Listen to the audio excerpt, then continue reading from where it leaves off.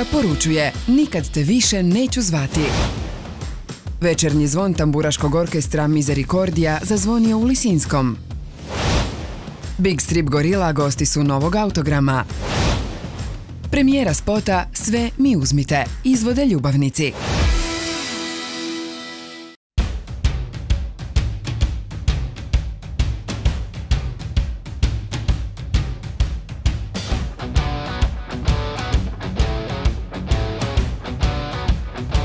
Nikad te više neću zvati.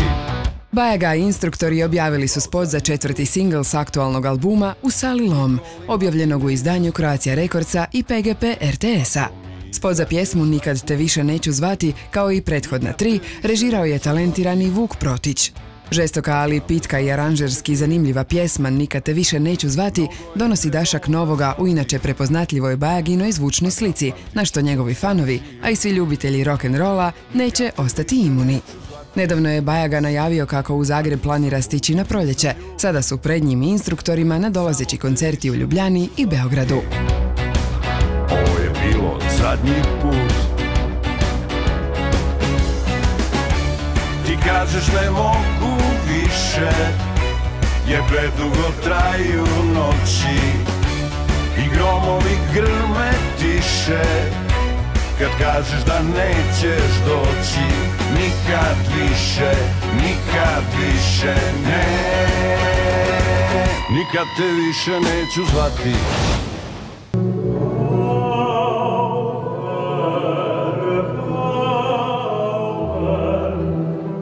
Večernji zvon tamburaškog orkestra Misericordija Šurmanci zazvonio je malom koncertnom dvoranom Vatroslav Lisinski.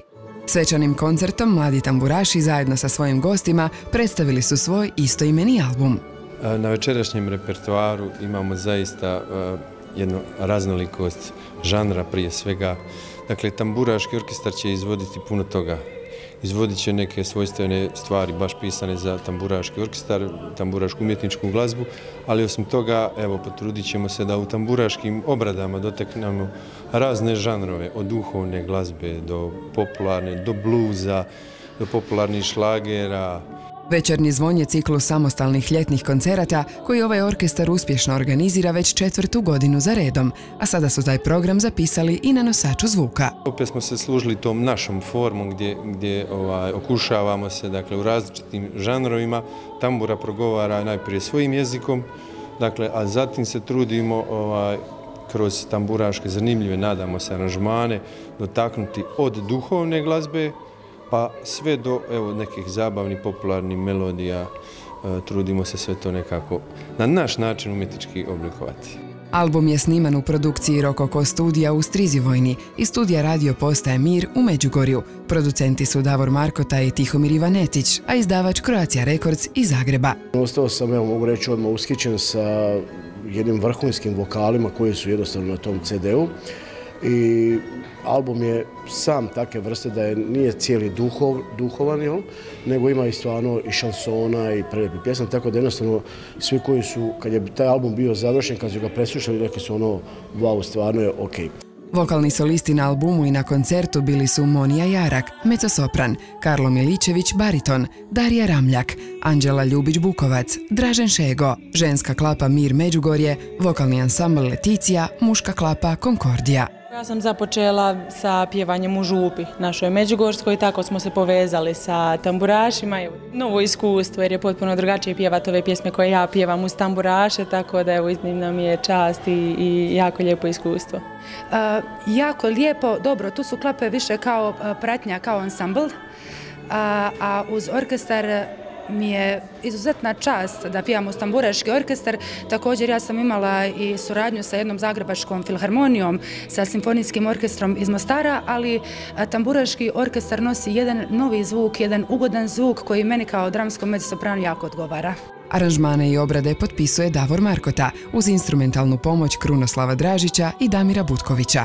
Doživljavaju to srcem i raduju se tome što rade i to rade na jedan najbolji, najkvalitetniji način, ali ja još jedanput ponavljam, vokali koji su na ovome albumu su uz taj tamburaški orkestar, evo tu je Darija Ramljak, Monija, to stvarno je vrh vrhova, jednostavno vrhunski vokalisti koji su se našli, evo, kao što su rekli, u jednom prekrasnom albumu. Jednostavno, to je album po meni stvarno koji ljubitelji glazbe, da to bi trebali imati u svojoj kolekciji.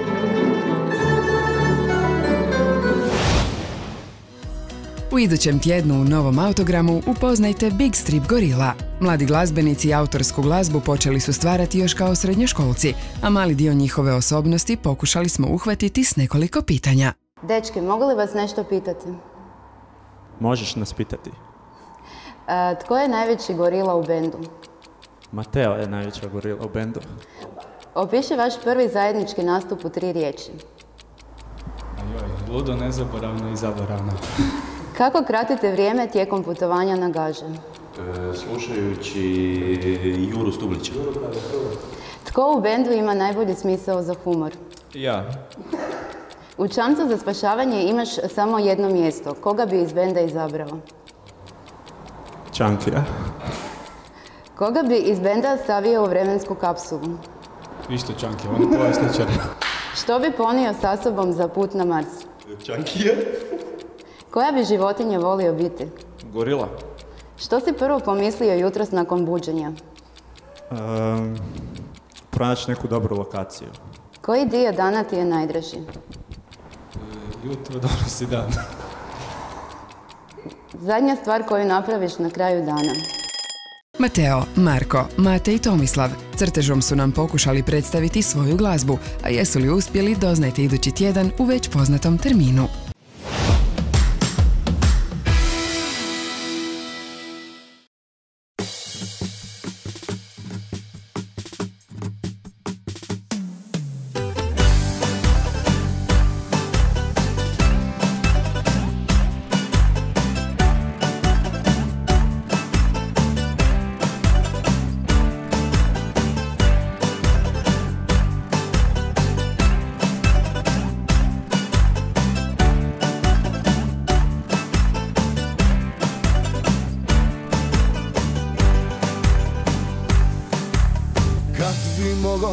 Vratit vrijeme, ja bi opet sve to vratio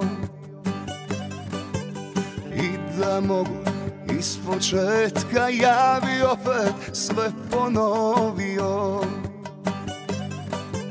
Makar koštalo, makar boljelo, ja bi s tobom, draga, ponovo. Sve uzmite mi, sve, nek vam bude. Ona mirno spava, nju mi ne dirajte. Sve, uzmite mi, sve, nek vam bude. Ako to vam vrijedi, ona sve je meni.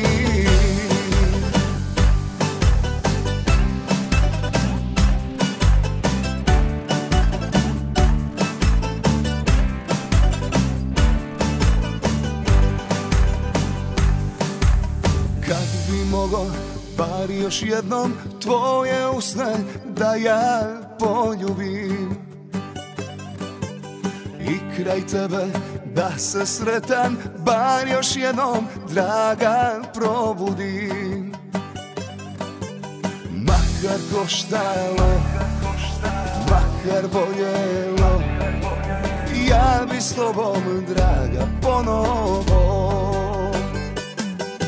Sve, uzmite mi, sve, nek vam bude.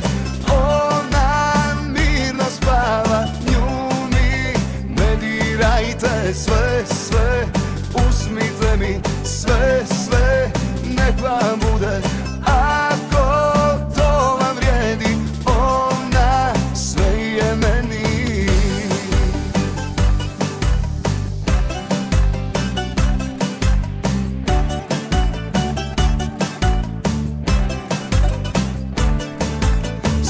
Sve, uzmite mi, sve, nek vam bude. Ona mirno spava, nju mi ne dirajte. Sve, uzmite mi,